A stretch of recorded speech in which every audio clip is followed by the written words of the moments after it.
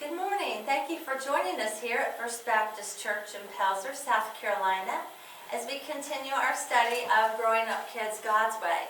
Today, Mr. Todd Frederick, our teacher, is going to be addressing the subject of doing everything decently and in order, as our Savior has given us the example and admonishing us to do everything decently and in order with our children.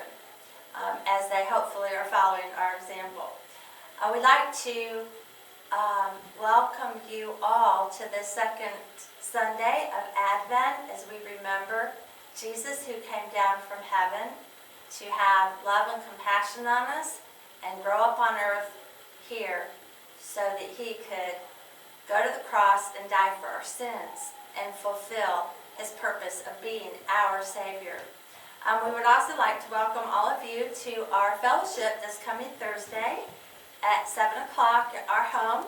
We will be having a Christmas taco dinner. So welcome again, everyone.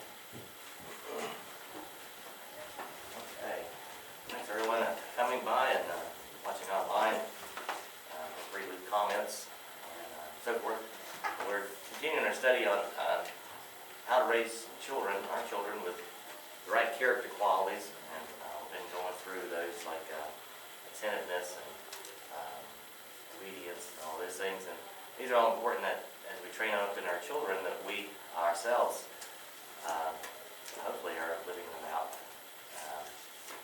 So we basically are today going to be studying about the character quality of orderliness, which is a must for children. Since we are made in the image of God, he is then who we're to model after. God is our example. In Genesis 1:29, we're told that after God created everything that he had made, behold, it was very good. Then in Genesis 2:2, it says that on the seventh day God ended his work which he had made and rested on the seventh day from all his work which he had made. So we see here that God worked and everything was good, it was perfect. And when we are training our children to do tasks at home and do for themselves and so forth, we train them to be neat and orderly. All of life is comprised of those qualities. So it's not something that they learn when they're a child and then they kind of go off and grow up and don't do it, don't need it anymore. It's something that they carry for the rest of their life, and if we don't train them to be having this character quality of orderliness and neatness, and they carry that into their life. I was going to take some pictures, a copy of the pictures I had made of one of our customers' houses, but in case she tunes in, it's probably not appreciated, but apparently she didn't have a good character quality of orderliness and neatness when she was raised. I don't know. But I see that going into people's houses to do service calls. So what we need to do too is see that what we teach our children, we also need to demonstrate ourselves. If we're not doing that, then we're not setting the example, and they're just going to follow our example. And God demonstrates that when he finished his work, that he rested. And so if we train our children in the way that they should go, being neat, being orderly, and so forth, and when they grow older, then they'll not depart from that, and we too can rest as God rested. See too oftentimes parents that don't raise their children right, they move out, they wreck their lives, they move into the basement, and all this stuff, we hear about. That doesn't give a parent rest. In fact, it's more frustrating because then you have to pay for the child to come live back in when they're in their 30s. So we see that through God's orderliness that he has things set in their courses to do the things that they are to do, such as like we wake up in the morning, we see the sun rising. We don't see it going down. We don't see the sun coming up in the north one morning, and then the next morning it comes up in the west. God has got order, so he sets the example, and it makes life predictable. If we have things in our life that's neat and orderly and so forth, we can have them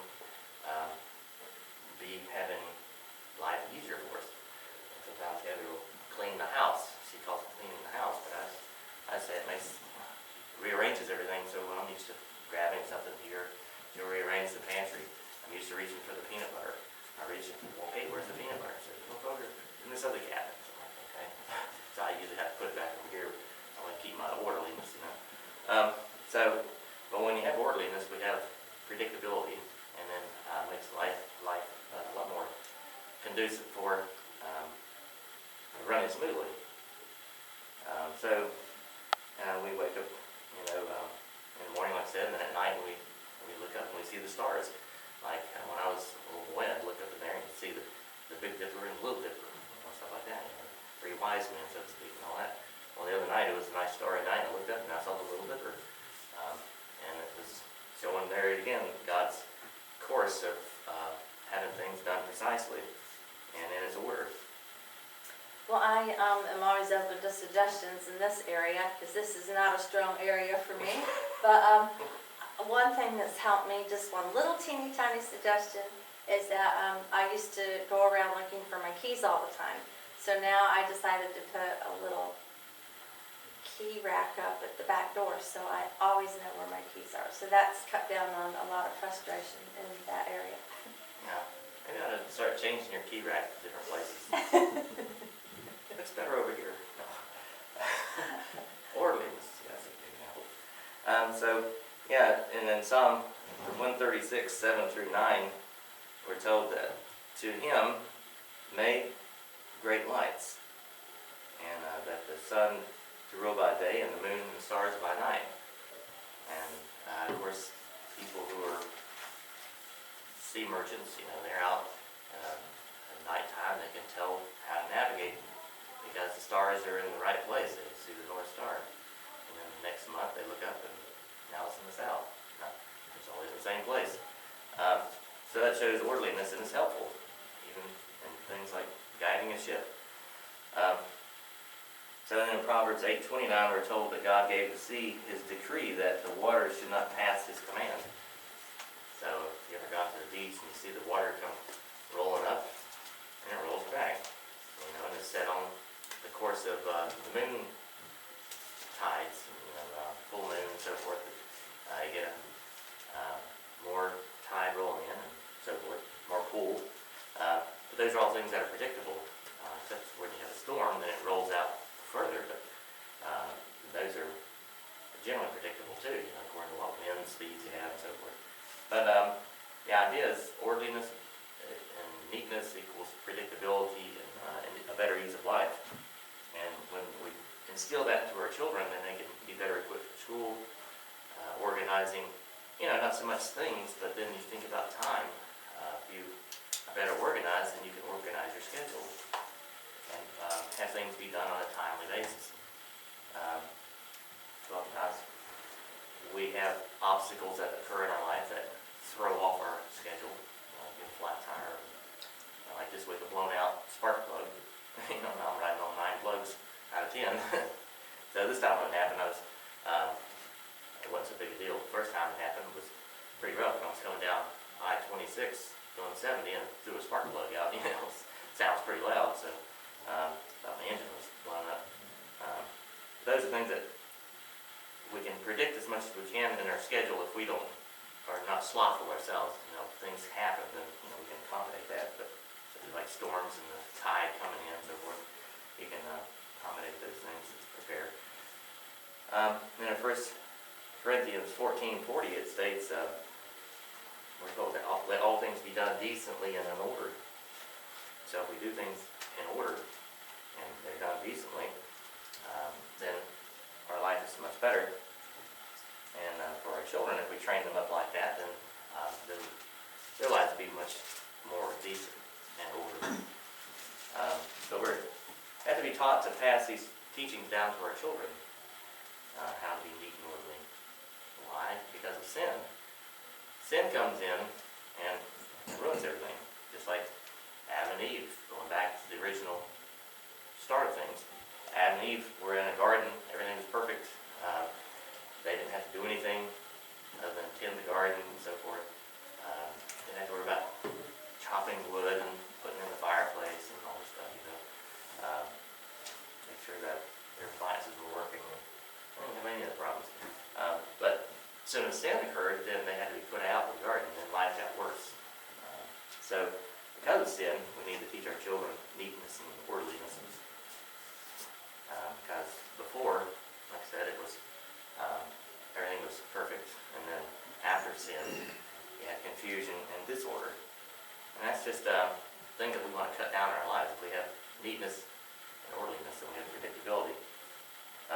Confusion and disorder is the result of rebellion. So the more of that we have in our lives, the more trouble we have. And of course, cut down on that, the less troubles we have in our children's lives.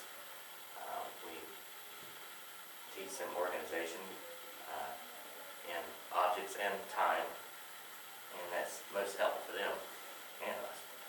We teach our children to have a lifetime organized, scheduled lives and places and things where they put objects and so forth. Then it helps us. Of course, it's going to ultimately help them, but we need to demonstrate that, not just us telling them that our lives are right. Like one family we had, their house was, it's probably a tie between this woman I saw at her house the other day and this other people. They had like 8 kids, the other people, and one of their kids they found one day down in her basement. He had been partying with his friends, and he did some drugs, and they freaked out and left because he passed out, and he wound up dying of overdose. So, the parents were Christians, but it was, I don't know if they're not Christian in name only or what, because either that or they just didn't understand these concepts that you have to have orderliness. And both from a physical standpoint, time standpoint, also from a scriptural standpoint, if you don't take those principles that God gives us and incorporate those into our lives and make orderliness from a spiritual standpoint, make the right choices, right friends, have people over that's doing dope in your basement or anywhere, then life will be easier for our kids and for us. And so then, as we perform our tasks with our children, I'm talking about little kids now, not so much teens at this point, but we teach them as like maybe 3-year-olds, come over and help mommy fold clothes, and so we teach them how to fold napkins or washcloths and towels, and then matching socks together, and that's showing them neatness and orderliness and organization. You don't put a green sock with a black sock and that type of thing. So they learn color coordination, little simple things that we take for granted. Every once in a while I'll have a sock that typically I wear black socks, and then sometimes on the bottom where the heel is, there'll be one of them's gray and then one of them might be black. Heather sometimes doesn't pay attention to it like that. So at night I pull open the drawer because she's maybe already knocked out sleeping, so I'll pull open the drawer, kind of half seeing what I'm doing, I know where everything is because I'm orderly. So I'll pull out my drawer, get the underwear, get the t-shirts, get the folded socks. I go in there in the bathroom, and I get ready to put them on. I'm like, okay, black heel and gray heel. So I guess nobody would know it except for I took my shoe off. But anyway, just need to have orderliness. Well, I'm not that detailed of a person, obviously, but when I was growing up, I had 4 brothers and 2 sisters, plus my parents. So you can only imagine how many socks we had to match. What gets really confusing is, like you said, when they're the same color, but there's some little stripe or little variation. I think my dad went overboard on that when I was growing up. I remember seeing with his socks, he sewed these little snaps on them. Like, just fold them like this, And he sewed little snaps on them so we could snap them together and put them in the drawer. I'm not that OCD, but so as we teach them this type of thing with orderliness and colors and so forth, as they get older, then basically what they'll do is we teach them how to then color coordinate. Start letting them dress themselves and undress themselves and all that stuff. So when I'm wearing some hideous colors, match together and whatnot, so helping the color coordinate. I actually dress myself, but so we teach them orderliness and so forth with this, and also tell them where to put the dirty clothes. They just don't throw them here and there and pile them up everywhere. So that way when they get older, they have that same neatness. Dirty clothes go here, clean clothes go here, matched up. Then to help them with dexterity and so forth, you, as a little kid, hopefully by the time they get to be teens, they don't have to do this part. But when you give them a coloring book, they learn how to color in the lines, color the right colors. Paint a tree with black leaves and whatever. Maybe red if it's fall. So as we teach them these things, then they kind of have an eye for what to do when they're older. And if our children just don't do everything exactly right, we just don't need to belittle them or expect them to be done perfectly like this. Beat them, and say go do it again till you get it right. But give them a little leeway, and then as they get older, expect them to do a little bit better, as long as they're trying and not just bumming out. So that way you can do the job. Sometimes kids do that. They'll do a sloppy job. So that way you say, okay, well, mommy will do it. No, just let them do it, and maybe do it until they're doing it right. If you see that they're not being honest. So we don't need to discourage them. Like when they're little, they're 1 year old and they make a big mess. And like when our daughter we had her first birthday party, she had cake all over her face and everything. So when she had her 29th birthday here last July, she didn't have cake all over her face. So I guess we trained her right, So, hopefully she's not watching. So as we do these things, it's showing. It's not in the Bible. It says orderliness is next to godliness, or something like that. What has it go? Something like Yeah. that. Cleanliness Yeah. is next to godliness. Maybe some truth there. So as our children learn things just like dexterity and so forth, they'll help them in other areas, in their lives to be doing things right, make life smoother for them and for us. Get them further along in life, and they get a job eventually. When they have their kids, they can pass down those teachings, and then we have neat and orderly grandkids. So when they come over our house, they won't wreck it. So we'll not need to get discouraged because of their slowness, catching on to things. Surely by the time they're a teenager, they should know how to match their socks and things. So we must diligently train them on this art of being orderly for themselves. Our children's futures will be successful or a failure whether they are doing these things or not. And Heather's favorite saying is having a place for everything and everything in its place. I usually remind her of that every once in a while. Where's this? Early this morning she's like, where's my wallet, I thought surely she lost it or somebody stole it at the store or whatever. But I've learned over the years it's just I usually do like a 10 count, 10 seconds. I think I did that at 10. She said, oh, here it is. So I was a little worried this morning. She looked in there and she hardly ever takes it out. At home. So this idea of having a place for everything and everything in its place is essential and works for people whether you're 5 or 65. Well, I make that home. It helps life. You just have to have. I was going to say something, but it's probably offend the blind. But anyway, you probably catch my drift. But Jesus demonstrated the importance of efficiency and neatness and orderliness when he fed the 5,000. He fed 5,000 men plus the women and children. So we see that in Luke 9:14. Jesus told his disciples to make them sit down by companies, by 50s in a company. Make them sit down by 50s in a company. And that's orderliness. Why not just have them all strewn out, like you see on sometimes in London or Los Angeles or something like that, you'll see all these throngs of people, like with Antifa or whatever, there's just crowds of people in the street. No orderliness. Why not just have the people like that, just without order, strung out over the hillside? So okay, feed the people. Now Jesus was showing orderliness. Divide them up in companies of 50. Evidently they're probably in rows, 10 per row, 5. That way you can easily walk through, give them the food. And then at the end, they were all satisfied, and it was able to be efficiently, their needs met, feeding them. And then in John 6:12, we're told that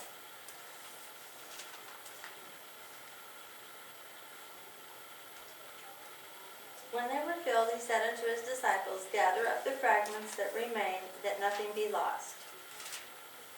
so notice Jesus didn't tell them that everyone's free to go, and then just leave your mess on the table, on the ground, and the worms can come up and eat it, and the birds can come eat it, stuff like that. But he was orderly enough even to pick up what fragments were remaining, and then put those in baskets. And then there was, I think it was like 12 baskets were filled. And so that's being neat. Don't leave a mess all over the place. When I used to work in construction years ago, one thing that I thought was kind of irked me in a way, actually didn't affect me physically or whatever, but it wasn't my property, but still just the guys would come there and they'd have their lunch, they'd just take their McDonald bags, throw it on the ground, stuff like that. So I was like, it's pretty slack. So later on, when I had my own business, I'd have a guy come work with us, and he'd leave a little piece of, wrapping here or some kind of cup there or whatever. I say, man, can you pick that up and put it over here in the trash can? I felt like it was more of my duty then. So that's showing neatness and orderliness. Just don't leave a mess strewn out all over the place, and that's what Jesus showed, that he had everything picked up, put in baskets. And of course, that was resourceful too. He's being a good steward. He just didn't leave the food sitting out there to rot. And no doubt they ate it later on in the day. I don't know how they did it with fish, but it lasted a few hours. So there was nothing wasted. So as the old saying goes, waste not and want not. So as Christians, we should be good stewards of what we have been given, especially with our children. We teach them these principles, and they're not going to waste things themselves. And My granny from Germany, she was my dad's mother, and she was a good seamstress, and so her being very thrifty and everything, having been through World War II and everything, she would even save like a little piece of thread she had left over from a mending project, and she had a little rod above her sewing machine, and she draped those little pieces of thread over that rod for later on if she needed to sew up a little hole in a piece of clothing or something like that.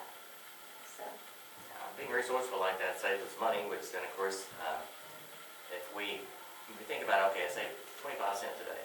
Well, at the end of a year, that'd be like, what, $75. So if people want to waste $75, you can just give it to me at one time. That way I don't have to sit there and have a quarter every day. That's what it basically amounts to. Then you figure if the church has a need or whatnot, see somebody has, a family that's in need, that extra little bit of saving you did, it's not a big deal. $75. But things being done neatly and in order has its payoff. We sell appliances, and once in a while we'll have one that's not finished. We'll get them in and say, look, and they're dirty, maybe a little rusty or whatever, So if somebody needs one right away, I'll say, look, I got this one here, got it fixed, just got to detail it out and look at it like, But so then as soon as I get that all cleaned up, the next person comes along, they're like, wow, yeah, and they buy it, So having things done neat and orderly and presented properly has, gives better value to it. And we teach our kids to be color coordinated, maybe starched outfit on, ironed and everything. They're going to be more apt to be hired or dated or whatever it is, like that. The girl's got greasy, stringy hair, and the guy's, got boogers in his eyes, like the pastor said the other day. Stuff like that, it just doesn't bode well. It's a bad example too. Well, yeah, and hygiene, like the one that I think it was Dr. Sumner Wimp. He said, when you go and witness, he said, make sure you do things like hygiene, use mouthwash and all like that. And somebody, I can tell you about Jesus. And killed one right there. So therefore, we must teach our children to be having a neat and orderly, well-maintained life, and that'll help them in the long run. And so, I guess if there's any comments, we'll close up for today. A few minutes early. So, okay, Do you have anything you want to share? Well, I would just say that talking about being neat and tidy, they always say cleanliness is holiness. And I struggle with that a lot. I mean, Nick will tell you I have too many irons in the fire and it's hard to get everything done. But I try. But I wish I could be better at it. Always, me too. And we only have 2 closets in our house. And so it's very challenging for me to find a place for everything. And so one thing that's helped me is to try to clean out my house with the extra things that I have not used in a year. So I try to give those to a charity. Yeah. So that's helped me a lot. Or rise up in my shop. How do you clean the house? I go out there like, my shop's getting smaller inside. I'm like, okay, here's where everything is. Fortunately, I have an attic, but that's starting to get full. But yeah, I think as Americans, oftentimes we take things that, maybe, like in my case, we make exceptions for ourselves, but in my case, with the business, by the time I get rid of something, I'll be like, okay, I could have used it. Where's it at? And I just haul it off the junk. But, we wrap too much stuff, we have, like Pastor Vaughn used to say, we have rich people problems. Like, what's wrong? Why are you having such a bad day? Well, my 3rd computer's broken down. Yeah, most people in the world only have one. So, then you see all these smart cubes and storage such and such place or whatever, going up all over the place. And why is that? Well, because people are pack rats, I can maybe understand if they downsize and then they have, like one lady and her husband, they went from a 2,800 square foot house down to an RV. And said, we love it. We wanted to take it and haul it off here and there and to go travel, but now they get it all strapped down. So then we said, well, we just drive our car and go rent a hotel now, but we just love it. It's a small place, probably about as big as this room. So in that case, you need storage, but I think sometimes we just need to liquidate some stuff, sell it, give it away or whatnot. With that, I guess we'll close up shop and see you next week. Thanks for watching.